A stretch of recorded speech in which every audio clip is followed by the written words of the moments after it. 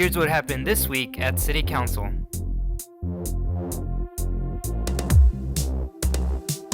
The important takeaway from our discussion with the City Council is that the vaccine distribution is now central to our efforts.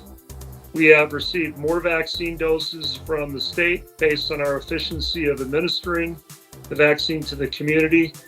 El Paso currently leads the state of Texas, holding at 91% of our allocated vaccine having been distributed. We've also established and continue to improve our vaccine pre-registration process so that we can contact high-risk individuals that are in category phase 1A and 1B and really prioritize getting them vaccinated first. The demand significantly outweighs the available supply, but we're going to continue to work with the state in demonstrating that we can take on and efficiently distribute more doses. Our priority is to continue to ramp up our vaccination resources as the supply continues to become more available. And I would urge the community, if you haven't yet registered, we ask that you visit the epstrong.org website to complete your vaccine registration. And lastly, we've seen new daily positive COVID cases stabilize, which is encouraging. That said, the numbers are still high. We are fluctuating between 300 and 600 new positive cases daily.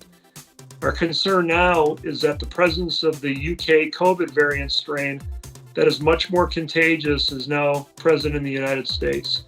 So continuing to follow the safety protocols and wearing a face covering, maintaining good social distancing, and keeping your hands clean is very important even after you've been vaccinated.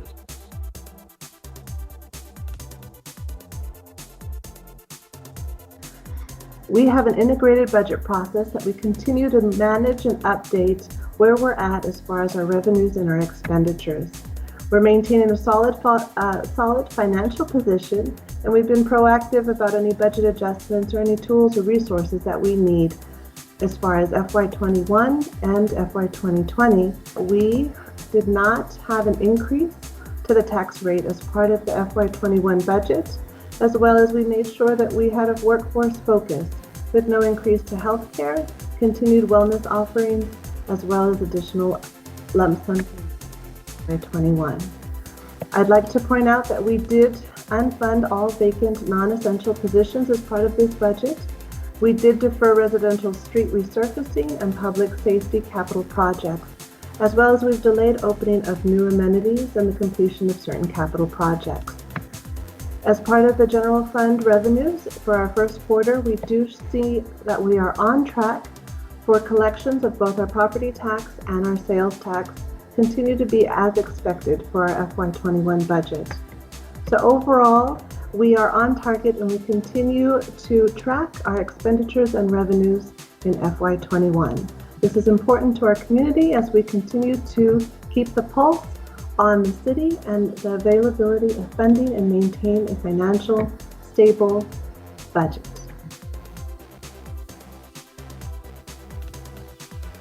This is a brand new program that was implemented between the El Paso Police Department and the District Attorney's Office for Class A and B misdemeanor cases. It allows qualified applicants to be issued a citation as a promise to appear instead of being arrested. And to date, we have 61 defendants who are qualified to enter into the program. This was our first quarterly update. The program began September 1st, 2020. And every quarter, we will give an updated report on how many members were stopped for A and B misdemeanors and how many were entered into the program.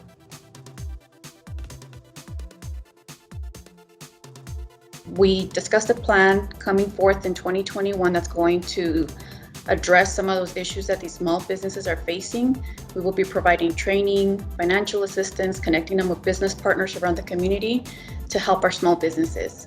And so we want to encourage everybody to buy local. Anytime you can buy local, you're investing right back into your community and you're helping your fellow, citizens and residents here in El Paso.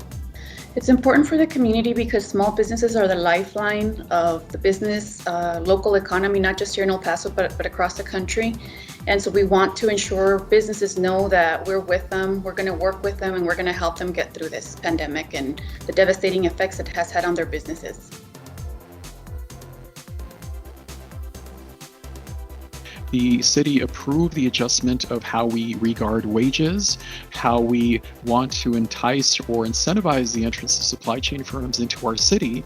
And we also are formalizing our relationship with the Workforce Solutions Boardplex to activate a lot more training programs that are more specific to the type of industries and jobs that we are looking for. So this is especially significant because we were able to then work closely with our leadership to adjust our policy in a way that's going to be a lot more attractive to industries across the nation and really internationally. And we do believe and we do know that these adjustments will make our policy stronger, ultimately a better deal for El Paso, but also be able to pull in a lot more industry and a lot more attention from all over the planet.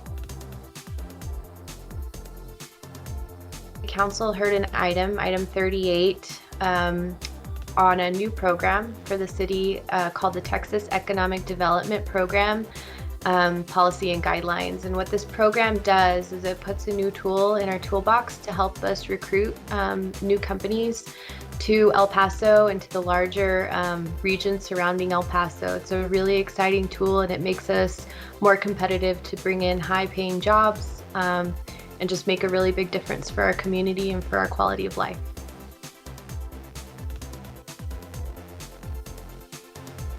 Item 39, which was approved by Council, is an approval of a Chapter 380 infill incentive agreement between the City of El Paso and Great River Commercial and EPPX Property Management for the renovation of a property located at 1101 through 1125 Texas. This is important because it approves the renovation of a property, which will allow for a $3 million investment to transform what is currently a vacant and blighted property into an active and attractive office condo within the eastern edge of El Paso's downtown footprint.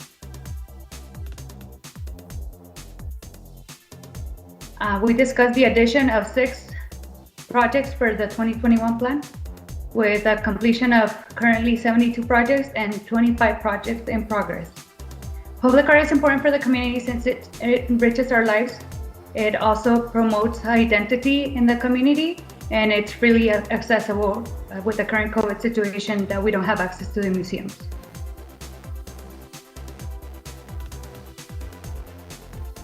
Item number 44 was approval of the Texas Emergency Rental Assistance Program. What that is $1.9 million from the state that allows us to continue providing emergency rental assistance for El Pasoans in need under the COVID crisis. This is really important to the community, especially now, because we know so many El Pasoans are struggling to make ends meet. And so the ability to provide this kind of assistance to pay rent and ease their minds and keep folks in their households is very, very important. So we encourage El Pasoans to apply through eprenhelp.com. Help is available.